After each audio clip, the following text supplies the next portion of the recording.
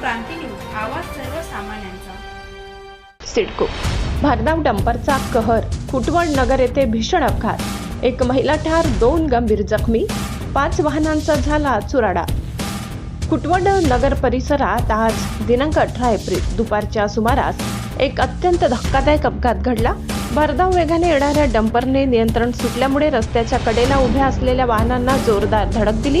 या भीषण अपघातात एका महिलेचा जागीच मृत्यू झाला असून 2 जण गंभीर जखमी झाले आहेत। मिळालेल्या माहितीनुसार सिद्धू भवन परिसरात हा अपघात घडला। डंपरने 3 दुचाकी आणि 1 चारचाकी वाहनाला जोरदार धडक दिली। चालकाचे वाहनावरील नियंत्रण सुटल्याने डंपरने रस्त्याच्या कडेला उभ्या वाहनांना उडवत पुढे जाऊन एका झाडाला धडक दिली। या अपघातात एका महिलेचा जागीच मृत्यू झाला तर 2 जण गंभीर जखमी झाले असून त्यांना तातडीने रुग्णालयात दाखल करण्यात आले। अपघातानंतर परिसरात मोठा तणाव निर्माण झाला। संतप्त नागरिकांनी घटनास्थळी ठिय्या आंदोलन करत रास्ता रोको केला। तसेच या मार्गावर वारंवार अपघात होत असल्याने स्पीड ब्रेकर बसविण्याची जोरदार मागणी केली।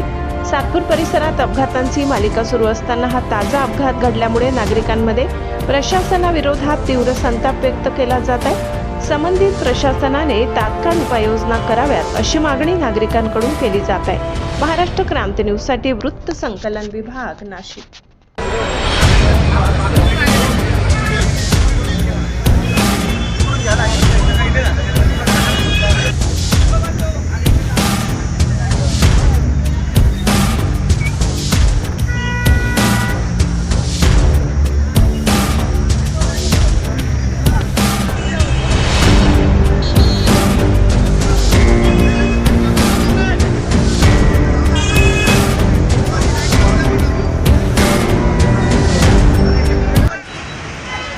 डंपर मधल्या रस्त्याने वेगाने येत होत्या आणि येणाऱ्या जाणाऱ्यांना 3 वाहनांना तिथून चिरडत आला आणि मोठे 2 वाहनांना येऊन धडकला। त्याच्यात एक स्कूटीवर बसलेली एक लेडीज आणि एक मुलगा होता।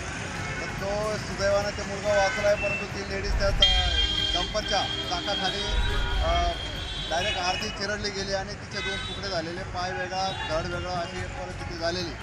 इथलीच राहणारी रहिवासी ती आहे, परंतु तिच्या अध्यापकाच्या गोष्टीचं काही शहानिशा झालेला नाही। इतका भयानक वेग होता की तिथे जवळजवळ 4 टू व्हीलर अशा त्या एकूण 4 टू व्हीलरांना तो धडकला आणि मोठ्या 2 गाड्यांना सुद्धा धडकलेला आहे।